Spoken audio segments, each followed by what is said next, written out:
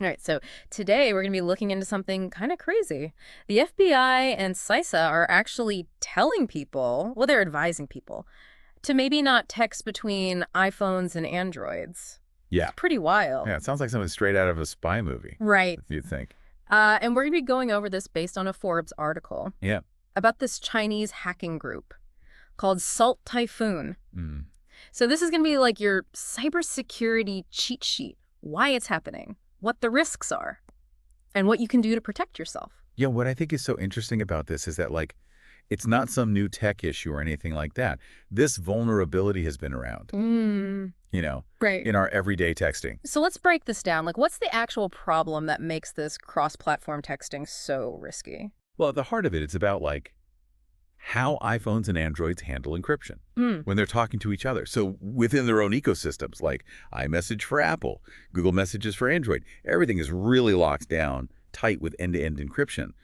But when you send a message between the two, it often relies on this thing called RCS, which is designed to be like a modern alternative to SMS, our good old-fashioned text messages.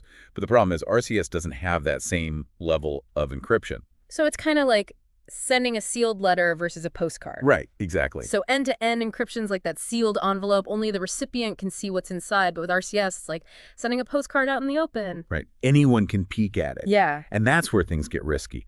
The lack of that security layer means that anyone with the right tools, including sophisticated hacking groups, could snoop on those conversations. And this isn't just theoretical. This Salt Typhoon group they've been active. The Forbes article even mentioned that. They managed to get this thing called metadata from people's calls and texts. Yeah, metadata is basically information about the communication, not the content itself. So like a package label, you can see who it's from, where it's going, the date, how big it is, all without even opening the box. So even if they're not reading the messages word for word, they're still getting a lot of info about who you're talking to, when, and for how long, which is kind of creepy. It is, and that data, which seems harmless, can be really valuable to someone with bad intentions.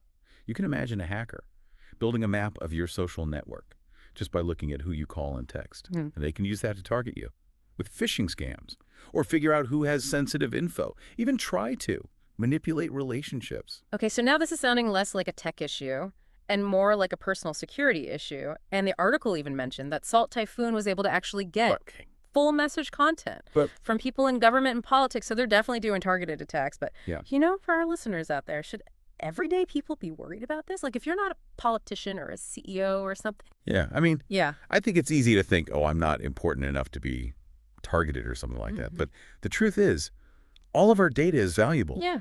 And hackers, they'll take any opportunity. They cast a wide net. Yeah. They're not super picky. Right.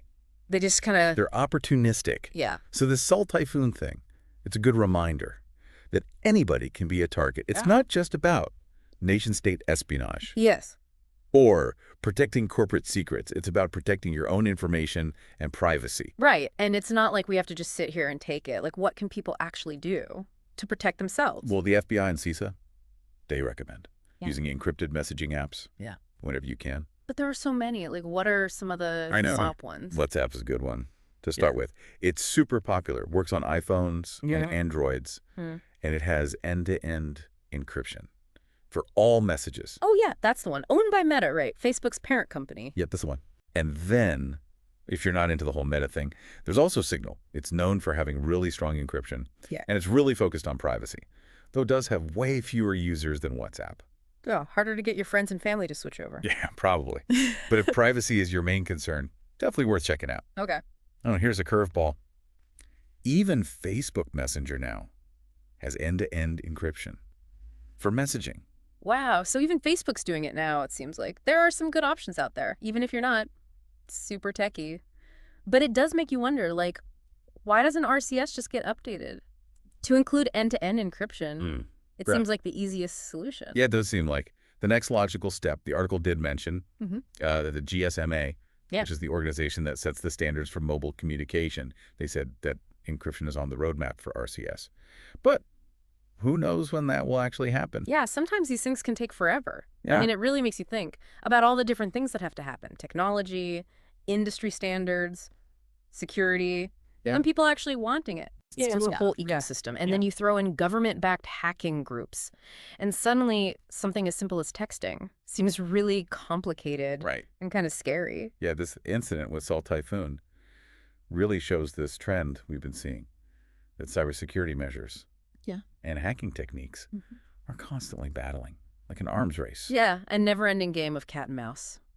So how do we stay ahead of the curve when things are always changing? Well, the first step is awareness, like you're doing right now, by listening to this deep dive. Understanding the risks, like this RCS issue, is crucial. We can't protect ourselves if we don't even know what we're up against. Knowledge is power, but what about the actual steps people can take? What can we do to be more secure? Think of it like building a fortress.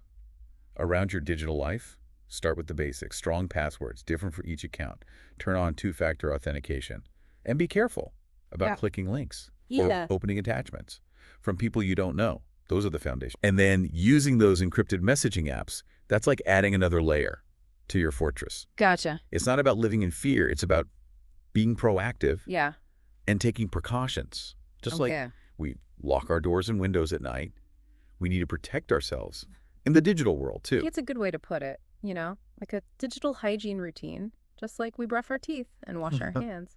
We should also be taking steps to protect ourselves online. Yeah, I like that. A digital hygiene routine. Yeah. And just like with physical health. Yeah. A little prevention goes a long way. If we kind of zoom out a little, what are the big takeaways from all this? What should our listeners be thinking about? Well, I think there are three main points. First, we need to remember that regular texting, especially between iPhones and Androids, isn't always secure. Yeah. That lack of end-to-end encryption is a real weak spot. And it's not just about somebody stealing your personal info, like we saw with those Salt Typhoon attacks. They were doing espionage and even sabotage. It shows how cybersecurity is connected to geopolitics. Yeah, for sure. The second takeaway is that metadata matters, even if your messages are secure. Just sending a message leaves a trail. And that trail can tell a lot about you. It's like when you're talking about something and then you start seeing ads for it. It's like, is my phone listening to me?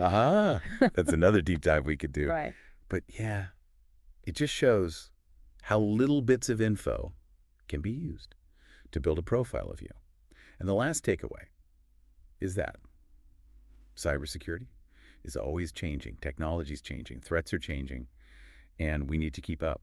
So it really is like that arms race we talked about. It can feel kind of overwhelming, but it sounds like the important thing is to stay informed. Exactly. And be proactive. And you don't have to become like a cybersecurity expert. Just taking small steps can make a big difference. So what's one thing our listeners can do today to be more secure? I'd say think about your communication habits. What apps are you using? Are they encrypted? What info are you sharing? Who are you sharing it with? Just thinking about these things is a good first step. Just being more mindful. Yeah. Well, this has been a fascinating deep dive. It's crazy how something as simple as texting can be so complicated. It really shows that technology is powerful, but it also comes with responsibility. We need to understand the tools we're using and make sure we're using them safely. Great advice. And remember, everyone, you don't have to figure this all out alone. There are tons of resources out there to help you learn about cybersecurity. Yeah, for sure. So thanks for joining us on this deep dive. Until next time, stay curious, stay informed, and stay safe.